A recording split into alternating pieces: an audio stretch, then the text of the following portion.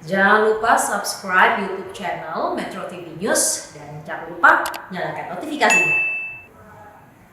Ya, apa kemudian yang melatar belakangi fenomena borong dukungan atau calon tunggal dalam pilkada kali ini? Lalu bagaimana langkah-langkah KPU agar partisipasi masyarakat untuk memilih apakah calon tunggal maupun kota kosong tetap tinggi? Kami akan bahas secara tuntas dengan manajer program Perkumpulan Pemilu dan untuk Pemilu dan Demokrasi Fadli Ramadhanil dan juga ada Komisioner KPU Evi Novida Ginting. Mbak Evi, Mas Fadli, selamat malam, apa kabar?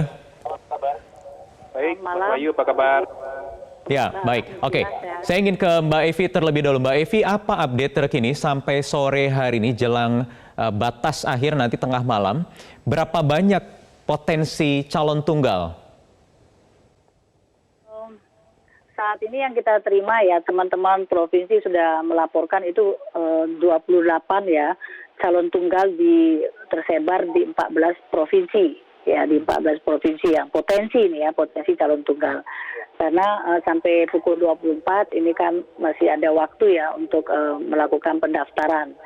Nah, tentu saja yang bisa memenuhi syarat dalam syarat pencalonannya. Dari potensi dari 28 yang berpotensi adanya hanya calon tunggal, mana yang secara hitung-hitungan sudah tidak mungkin lagi walaupun sudah nanti akan ada perpanjangan batas waktu pendaftaran?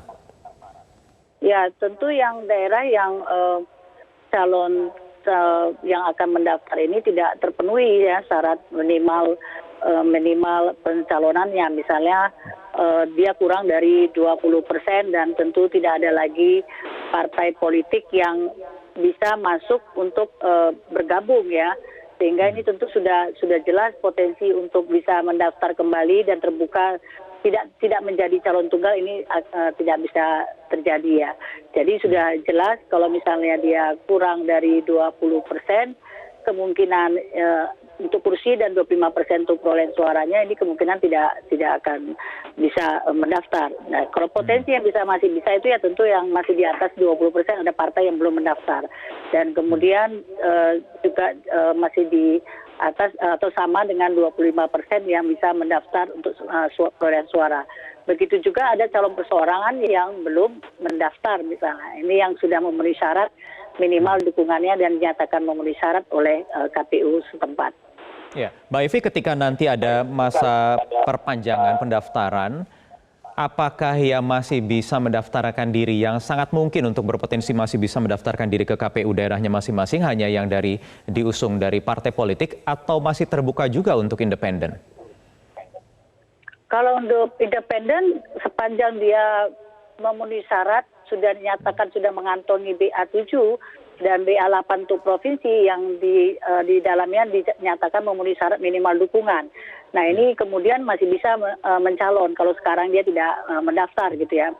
Tetapi kalau yang sudah dinyatakan tidak memenuhi syarat, maka dia tidak punya peluang untuk bisa mendaftar di masa perpanjangan pendaftaran. Demikian juga untuk partai politik yang dia masih bisa ya, masih ada partai politik yang belum mendaftar dan kemungkinan partai politik yang mendaftar ini masih bisa membongkar gabungan partai politiknya atau partai politik dan gabungan partai politiknya bisa membongkar dan mereka bisa bergabung untuk bisa mendaftar di masa pendaftaran pembukaan pendaftaran berikutnya. Ya, Mas Fadli, kalau dari catatan Perludem, seingat saya 2 hari lalu ada sekitar 30 sampai 34 perkiraan daerah di kabupaten kota yang berpotensi calon tunggal. Hanya ada calon tunggal di Pilkada Desember mendatang. Tetapi sampai hari ini hanya 28, Mas Fadli, kemana sisanya 6-nya ini kira-kira? Ya, tentu penting untuk ditunggu ya, karena masih ada waktu pendaftaran sampai pukul 24 hari ini. Dan mungkin saja ada perubahan koalisi parpol di detik-detik akhir sangat mungkin terjadi. Jadi sebetulnya kita berharap jumlah pasangan calon tunggal ini memang jauh lebih sedikit dari apa yang pernah dirilis oleh Perludem. Tetapi kita masih menunggu, Mas Wahyu, ya semoga saja jumlahnya jauh lebih sedikit dari perkiraan awal kita sekitar 34 daerah ya.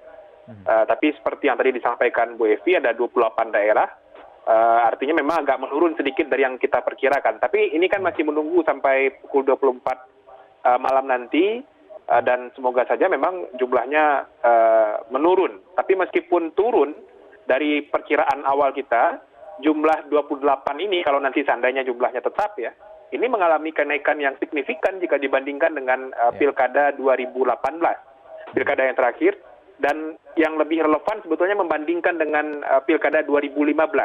Karena daerah yang pilkada di 2020 ini adalah semuanya yang dulu pilkada serentak di tahun 2015.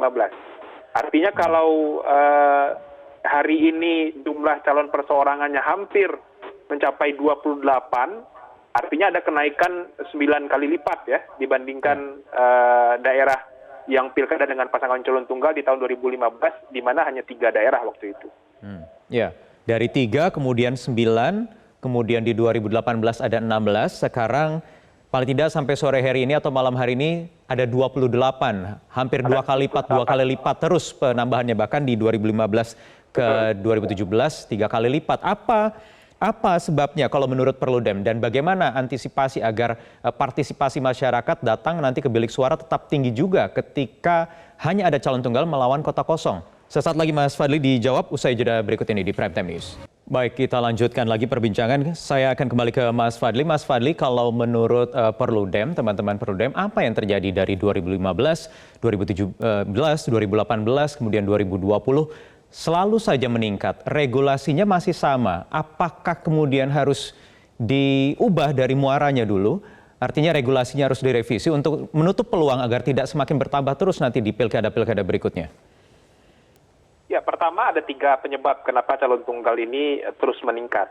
Pertama, sistem kaderisasi partai politik kita belum berjalan secara simultan dan konsisten. Artinya kalau partai politik berjalan melakukan kaderisasi secara simultan, secara serius, punya sistem yang demokratis, harusnya figur-figur yang disiapkan partai untuk menjadi pejabat publik, menjadi pejabat politik, dalam hal ini kepala daerah, sudah siap bertarung ketika momentum pilkada itu datang. Nah, sekarang kejadiannya ketika momentum pilkada itu datang, partai nggak semuanya punya figur. Nah, artinya memang ada sistem kaderisasi di internal partai politik yang memang perlu dikuatkan. Nah, yang kedua, ini berkaitan dengan adanya ketentuan ambang batas pencalonan kepala daerah, Mas Wahyu. Adanya minimal 20% kursi atau 25% suara sah yang harus dimiliki oleh partai politik dalam mencalonkan kepala daerah, membuat semua partai politik menjadi sangat pragmatis. Ya. Nah, kalau mereka punya hanya kursi 3% atau hanya 4%, bahkan 5%, mereka fokusnya menjadi berbeda.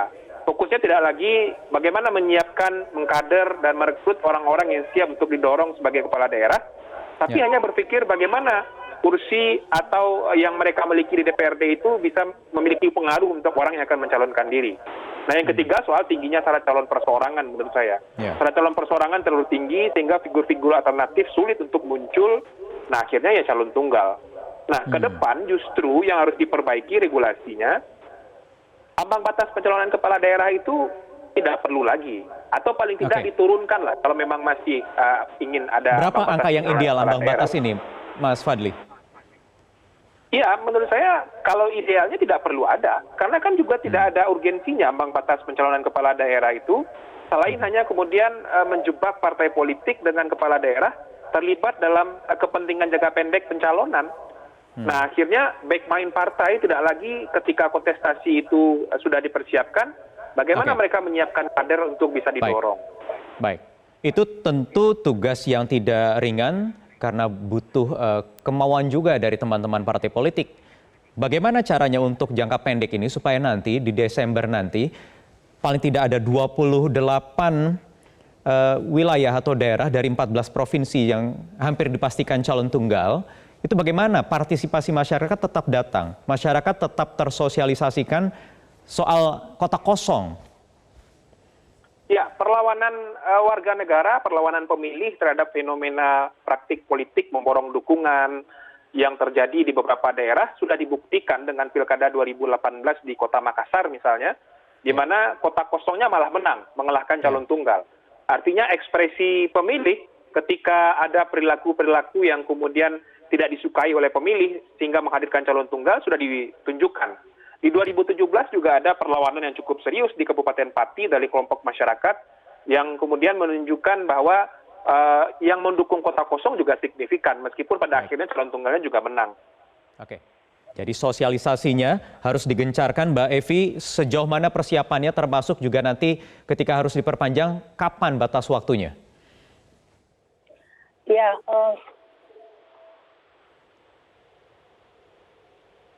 baik, tentu pertama sekali langkah yang harus dilakukan oleh teman-teman yang berpotensi untuk calon tunggal dan bila nanti pada akhirnya akan terjadi calon tunggal, maka pertama adalah menetapkan penundaan tahapan pemilihan.